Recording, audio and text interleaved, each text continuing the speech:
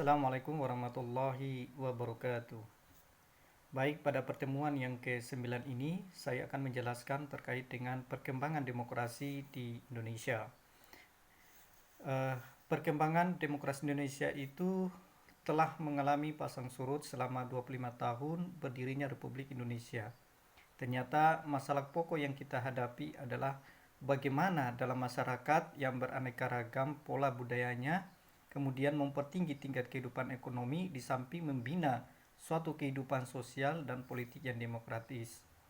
Pada pokoknya masalah ini berkisar pada penyusunan suatu sistem politik di mana kepemimpinan itu cukup kuat untuk melaksanakan pembangunan ekonomi serta membangun nasional. Dengan partisipasi rakyat seraya menghindarkan timbulnya diktator, dan apakah diktator itu bersifat perorangan dalam bentuk partai ataupun dalam bentuk militer. Nah, di sini dipandang dari sudut perkembangan demokrasi sejarah Indonesia itu dapat dibagi dalam 4 tahap. Saya ulangi, dilihat dari sudut perkembangan demokrasi sejarah Indonesia itu dibagi menjadi 4 tahap, 4 masa. Masa pertama adalah masa Republik Indonesia I, yaitu tahun 1945 sampai 1959, yaitu dikenal dengan masa demokrasi konstitusional yang menonjolkan peranan parlemen serta partai-partai, dan yang karena itu dapat dinamakan juga dengan demokrasi parlementer.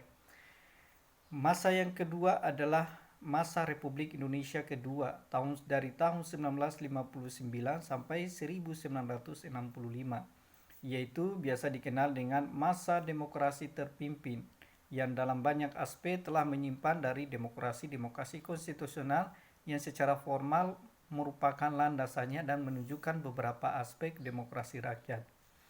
Kemudian yang ketiga adalah masa Republik Indonesia ketiga, yaitu tahun 1962 sampai 1998, dan dikenal dengan masa demokrasi Pancasila yang merupakan demokrasi konstitusional yang menunjukkan sistem presidensial. Kemudian yang keempat adalah masa Republik Indonesia keempat, yaitu tahun 1998 sampai dengan sekarang, yaitu dikenal dengan masa reformasi yang menginginkan tegaknya demokrasi di Indonesia sebagai koreksi terhadap praktik-praktik politik yang terjadi pada masa Republik Indonesia yang ketiga.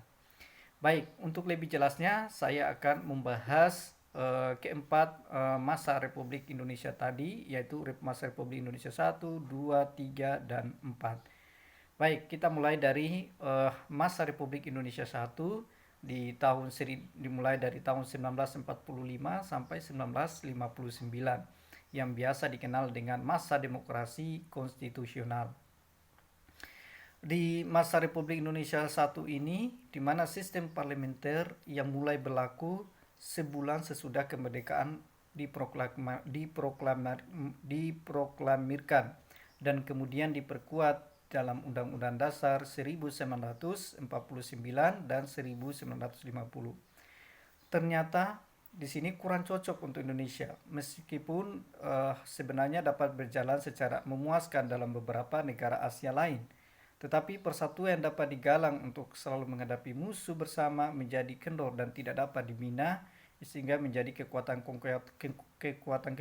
konstruktif sesudah kemerdekaan tercapai. Nah, karena lemahnya dan benih-benih demokrasi, sistem parlementer ini kemudian memberi peluang untuk dominasi partai-partai politik dan Dewan Perwakilan Rakyat, di mana Undang-Undang Dasar 1950 kemudian menetapkan berlakunya sistem parlementer, di mana badan eksekutif yang terdiri atas presiden sebagai kepala negara atau konstitusional dan menteri-menterinya mempunyai tanggung jawab politik. Nah, karena fragmentasi partai-partai politik ini, setiap kabinet berdasarkan koalisi yang berkisar pada satu atau dua partai besar dengan beberapa partai koalisi, partai kecil. Ternyata koalisi kurang mantap dan partai-partai politik dalam koalisi tidak segan-segan untuk menarik dukungan sewaktu-waktu, sehingga seringkali jatuh karena keretakan dalam koalisi sendiri. Dengan demikian ditimbulkanlah kesan bahwa partai-partai dalam koalisi itu kurang dewasa dalam menghadapi tanggung jawab mengenai permasalahan pemerintahan. Di lain pihak, partai-partai dalam barisan oposisi juga tidak mampu berperan sebagai oposisi yang konstruktif yang menyusun program-program alternatif, tetapi lebih menonjolkan segi-segi negatif dan tugas oposisi. Nah, umumnya kabinet dalam masa pra-pemilihan umum yang diadakan pada tahun 1955 ternyata tidak dapat bertahan lebih lama, dari rata-rata 8 bulan, dan hal ini menghambat perkembangan ekonomi dan politik. Oleh karena itu, pemerintah juga tidak mendapatkan kesempatan untuk melaksanakan programnya. Nah, pemilihan umum pada tahun 1955 tidak membawa stabilitas yang diharapkan, bahkan tidak dapat menghindarkan perpecahan yang paling gawat antara pemerintah pusat dan beberapa daerah. Di samping itu, ternyata ada beberapa kekuatan sosial dan politik yang tidak memperoleh saluran tempat dan tempat yang realistis dalam konstelasi politik. Padahal merupakan kekuatan yang paling penting, yaitu seorang presiden yang tidak mampu bertindak sebagai presiden yang membubuhi capnya belaka, dan suatu tentara yang karena lahir dalam revolusi merasa bertanggung jawab untuk turut menyelesaikan persoalan-persoalan yang dihadapi oleh masyarakat Indonesia pada umumnya. Nah, faktor semacam ini ditambah dengan tidak adanya anggota-anggota partai yang tergabung dalam konstituen untuk mencapai konsensus mengenai dasar negara untuk Undang-Undang Dasar baru, mendorong Insinyur Soekarno sebagai presiden untuk mengeluarkan dekret Presiden 5 Juli yang menentukannya berlakunya kembali Undang-Undang Dasar 1945. Dengan demikian, masa demokrasi berdasarkan sistem parlementer berakhir. Nah, kemudian yang kedua adalah masa Republik Indonesia II tahun 1959 sampai 1965 yang dikenal dengan masa demokrasi terpimpin. Nah, pada masa demokrasi terpimpin ini adalah ciri-ciri periodenya adalah dominasi dari presiden. Jadi terbatasnya peranan partai politik, berkembangnya pengaruh komunis, dan meluasnya peranan ABRI sebagai unsur sosial politik. Dan dengan dikeluarkannya Dekret Presiden 5 Juli, kemudian dipandang sebagai usaha untuk mencari jalan keluar dari kemacetan politik melalui pembentukan kepemimpinan yang kuat. Nah, Undang-Undang Dasar 1945 kemudian membuka kesempatan bagi seorang presiden untuk bertahan selama sekurang-kurangnya 5 tahun. Akan tetapi, ketetapan MPR nomor 3 tahun 1963 yang mengangkat Insinyur Soekarno itu sebagai presiden seumur hidup dan telah membatalkan pembatasan waktu 5 tahun ini, sehingga Undang-Undang Dasar memungkinkan seorang presiden untuk dipilih kembali. Yang ditentukan oleh Undang-Undang Dasar selain itu banyak lagi tindakan yang menyimpan dari atau menyeleweng terhadap ketentuan Undang-Undang Dasar. Misalnya dalam tahun 1960, Insinyur Soekarno juga sebagai presiden kemudian membubarkan DPR berdasarkan hasil pemilihan umum. Padahal di dalam penjelasan Undang-Undang 1945 secara eksplisit ditentukan bahwa presiden itu tidak mempunyai kewenangan untuk berbuat demikian. Kemudian DPR gotong royong yang mengganti DPR pilihan rakyat ditunjukkan peranannya sebagai pembantu pemerintah, sedangkan fungsi kontrolnya kemudian ditiadakan. Nah, bahkan pemimpin Dewan Perwakilan Rakyat juga dijadikan menteri, dan dengan demikian ditekankan fungsi mereka sebagai pembantu presiden di samping fungsi sebagai wakil rakyat. Nah, hal terakhir ini kemudian mencerminkan telah ditinggalkannya yang namanya doktrin trias politika. Dalam rangka inilah harus pula dilihat bahwa ketentuan lain yang memberi wewenang kepada presiden sebagai badan eksekutif untuk campur tangan di bidang lain selain bidang eksekutif. Misalnya, presiden juga diberi wewenang untuk campur tangan di bidang yudikatif berdasarkan Undang-Undang Nomor 19 Tahun 1964, dan di bidang legislatif juga berdasarkan Peraturan Presiden Nomor 14 Tahun 1960. dalam hal anggota Dewan Perwakilan Rakyat tidak mencapai mufakat. Selain itu, terjadinya penyelewengan di bidang perundang-undangan, di mana berbagai tindakan pemerintah dilaksanakan melalui penetapan presiden yang memakai Dekret 5 Juli sebagai sumber hukum. Tambahan pula didirikan ada badan-badan ekstra konstitusional seperti Front Nasional yang ternyata dipakai oleh pihak komunis sebagai arena kegiatan sesuai dengan taktik komunisme internasional yang menggariskan pembentukan Front Nasional sebagai persiapan ke arah terbentuknya demokrasi rakyat. Nah, partai politik dan pers yang dianggap menyimpan dari revolusi ditutup, tidak dibenarkan dan dibrandel, sedangkan politik mercusuar di bidang hubungan luar negeri dan ekonomi dalam negeri telah menyebabkan keadaan ekonomi menjadi bertambah suram, sehingga memunculkan namanya G30 SPKI yang telah mengakhiri periode ini dan membuka peluang untuk dimulainya masa demokrasi Pancasila. Nah, yang ketiga adalah masa Republik Indonesia III yang dikenal dengan pada tahun 1965 sampai 1998 yang dikenal dengan masa demokrasi Pancasila. Nah, landasan formal dari periode ini adalah Pancasila, di mana Undang-Undang Dasar 1945 serta ketetapan MPRS dalam usaha untuk meluruskan kembali penyelewengan terhadap Undang-Undang Dasar yang telah terjadi dalam masa demokrasi terpimpin. Nah, di sini telah ditiadakan sejumlah tindakan korektif, misalnya ketetapan MPRS nomor 3 tahun 1965 yang menetapkan masa jabatan seumur hidup untuk Insinyur Soekarno telah dibatalkan dan jabatan presiden kembali menjadi jabatan elektif yaitu setiap 5 tahun. Kemudian ketetapan MPRS nomor 19 tahun 1966 di sini juga telah menentukan ditunjukkannya kembali produk-produk legislatif dari masa demokrasi terpimpin. Dan atas dasar itulah Undang-Undang nomor tahun 1964 telah diganti dengan suatu Undang-Undang nomor 14 tahun 1970 yang menetapkan kembali ke asas kebebasan badan-badan pengadilan. Kemudian Dewan Perwakilan Rakyat gotong royong diberi beberapa hal kontrol di samping tetap mempunyai fungsi untuk membantu pemerintah. Pemimpinnya tidak lagi mempunyai status menteri, begitu pula tata tertib Dewan Perwakilan Rakyat gotong royong yang baru telah meniadakan pasal yang memberi wewenang kepada presiden untuk memutuskan permasalahan yang tidak dapat mencapai mufakat antara anggota badan legislatif. Kemudian golongan karya di mana anggota ABRI juga memainkan peranan penting, diberi landasan konstitusional yang lebih formal.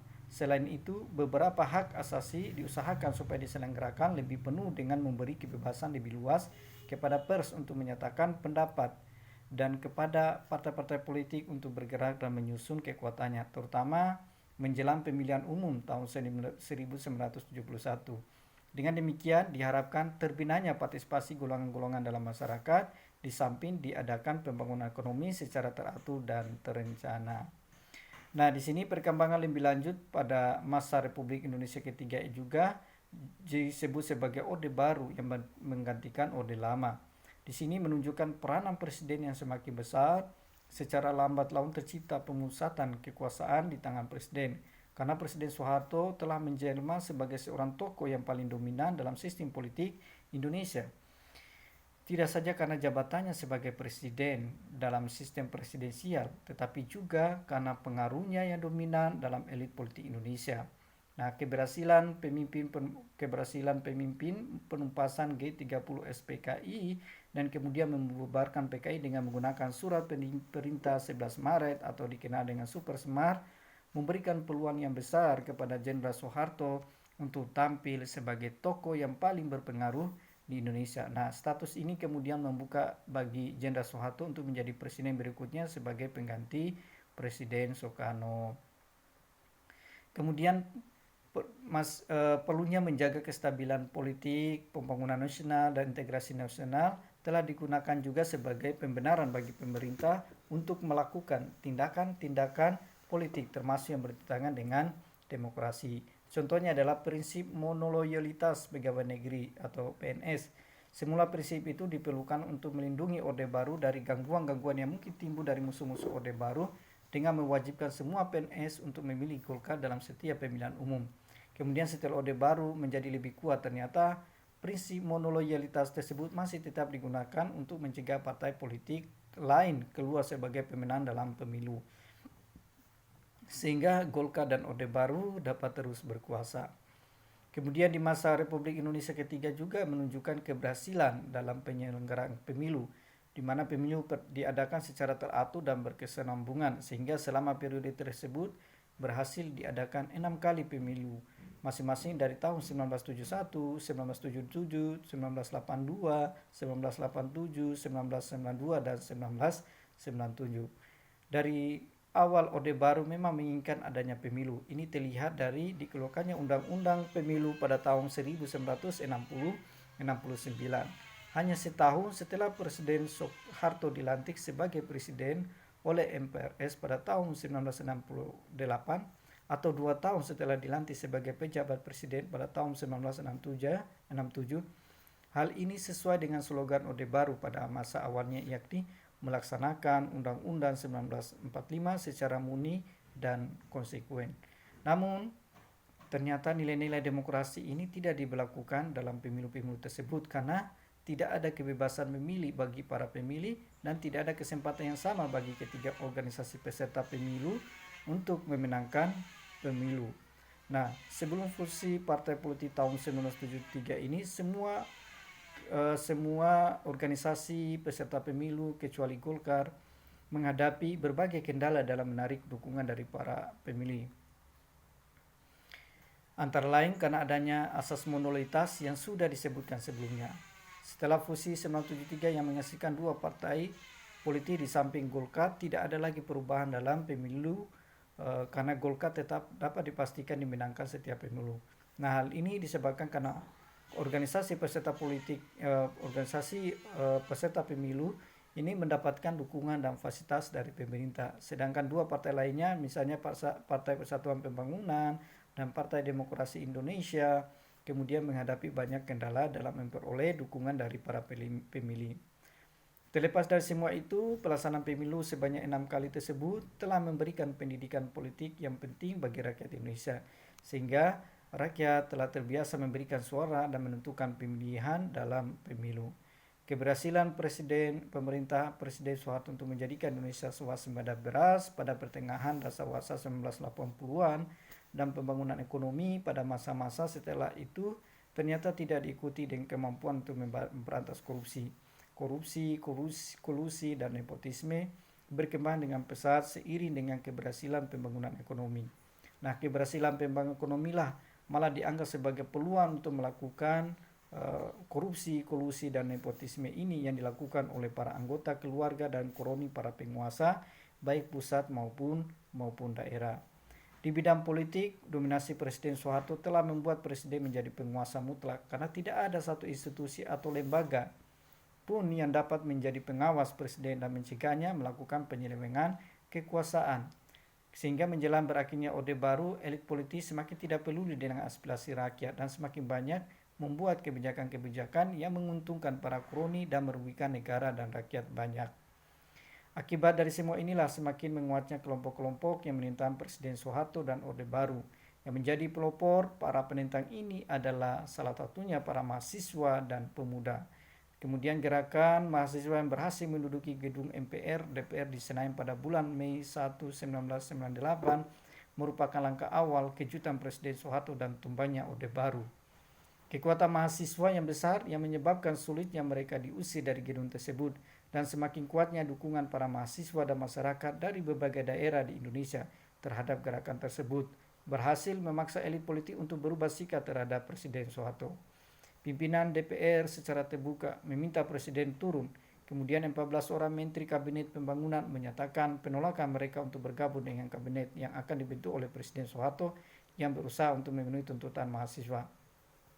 Melihat perkembangan politik seperti ini, Presiden Soeharto merasa yakin bahwa ia itu tidak akan mendapat dukungan yang besar dari rakyat dan orang-orang dekatnya sendiri, sehingga kemudian dia memutuskan untuk mundur sebagai Presiden Republik Indonesia pada tahun 20 Mei 1998. Mundurnya Soeharto dari kursi presiden menjadi pertanda dan berakhirnya masa Republik Indonesia yang ketiga. sehingga muncullah Republik Indonesia yang keempat. Nah, terakhir saya jelaskan adalah yang keempat adalah masa Republik Indonesia keempat tahun 1998 sampai sekarang, yang biasa dikenal dengan masa reformasi. Oke, kemudian kita lihat dari tumbangnya Orde Baru kemudian membuka terjadinya reformasi politik dan demokratisasi di Indonesia. Nah, pengalaman Orde Baru kemudian mengajarkan kepada bangsa Indonesia bahwa pelanggaran terhadap demokrasi itu akan membawa kehancuran bagi negara dan penderitaan rakyat. Oleh karena itu, bangsa Indonesia bersepakat untuk sekali lagi melakukan demokratisasi, yakni proses pendemokrasian sistem politik Indonesia, sehingga kebebasan rakyat terbentuk, kedaulatan rakyat dan ditegakkannya, dan pengawasan terhadap lembaga eksekutif dilakukan oleh wakil rakyat atau DPR. Nah, Presiden Habibie yang dilantik sebagai presiden untuk menggantikan Presiden Soeharto dapat dianggap sebagai presiden yang akan memulai langkah-langkah demokratisasi dalam orde reformasi. Oleh karena itu, langkah yang dilakukan pemerintah Habibie adalah mempersiapkan pemilu yang melakukan beberapa langkah penting dalam demokratisasi. Kemudian undang-undang politik yang meliputi undang-undang partai politik, undang-undang pemilu, dan undang-undang susunan dan kedudukan MPR, DPR, dan DPRD yang baru disahkan kemudian pada awal 1999. Nah, undang-undang politik ini jauh lebih demokratis dibandingkan dengan undang-undang politik sebelumnya, sehingga pemilihan 1999 menjadi pemilu yang demokratis yang diakui oleh dunia internasional. Kemudian pada masa pemerintahan Habibie juga terjadi demokratisasi yang tidak kalah pentingnya, yaitu penghapusan dui fungsi ABRI, sehingga fungsi sosial politik ABRI, sekarang TNI atau Tentara Nasional, itu dihilangkan. Fungsi pertahanan menjadi fungsi satu-satunya yang dimiliki TNI semenjak reformasi internal TNI tersebut. Kemudian dengan adanya langkah terobosan yang dilakukan dalam proses demokratisasi adalah amandemen Undang-Undang 1945 yang dilakukan oleh MPR berdasarkan hasil pemilu 1999 dalam 4 tahap selama 4 tahun, dari tahun 1999 kemudian tahun 2002. Nah, beberapa perubahan penting dilakukan terhadap Undang-Undang 1945 agar Undang-Undang 1945 itu mampu menghasilkan pemerintahan yang demokratis. Kemudian peranan DPR sebagai lembaga eksekutif diperkuat. Semua anggota DPR dipilih dalam pemilu. Pengawasan terhadap presiden juga lebih diperketat, dan hak asasi manusia memperoleh jaminan yang semakin kuat. Kemudian dengan adanya amandemen Undang-Undang 1945 juga memperkenalkan pemilihan umum untuk memilih presiden dan wakil presiden secara langsung. Nah, pilpres pertama dilakukan pada tahun 2004 setelah pemilihan umum untuk lembaga legislatif. Langkah demokratis berikutnya adalah pemilihan umum untuk memilih kepala daerah secara langsung yang diatur dalam Undang-Undang Nomor 32 Tahun 2004 tentang pemerintahan daerah.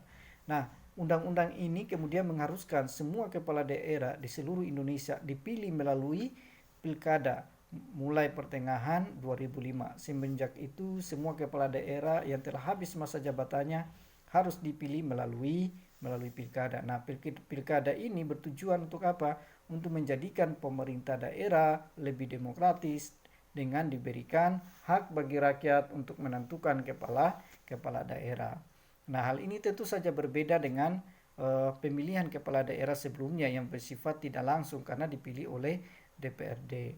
Kemudian pelaksanaan pemilu legislatif dan pemilihan presiden pada tahun 2004 merupakan tonggak sejarah politik penting dalam sejarah politik Indonesia modern, karena terpilihnya presiden dan wakil presiden yang didahului oleh terpilihnya anggota-anggota DPR, Dewan Perwakilan Daerah, dan DPRD, dan telah menuntaskan demokratisasi di bidang lembaga-lembaga politik di Indonesia. Kemudian dapat dikatakan juga bahwa demokratisasi itu telah berhasil membentuk pemerintah Indonesia yang demokratis, karena nilai-nilai demokrasi yang penting telah diterapkan melalui pelaksanaan peraturan perundang-undangan mulai dari Undang-Undang 1945. Kemudian memang benar bahwa demokrasi adalah proses tanpa akhir, karena demokrasi adalah sebuah kondisi yang tidak pernah terwujud secara tuntas. Namun dengan adanya perubahan-perubahan tadi, demokrasi Indonesia telah mempunyai dasar yang kuat untuk berkembang. Baik, demikian untuk pembahasan perkembangan demokrasi di Indonesia. Semoga bermanfaat. Kemudian mahasiswa sekalian bisa mengerti bagaimana sejarah perkembangan demokrasi di Indonesia, mulai dari masa Republik Indonesia 1, masa Republik Indonesia 2, masa Republik Indonesia 3, dan masa Republik Indonesia 4. Demikian untuk pembahasan untuk pertemuan ke-9 ini. Lebih dan kurangnya mohon dimaafkan. Assalamualaikum warahmatullahi wabarakatuh.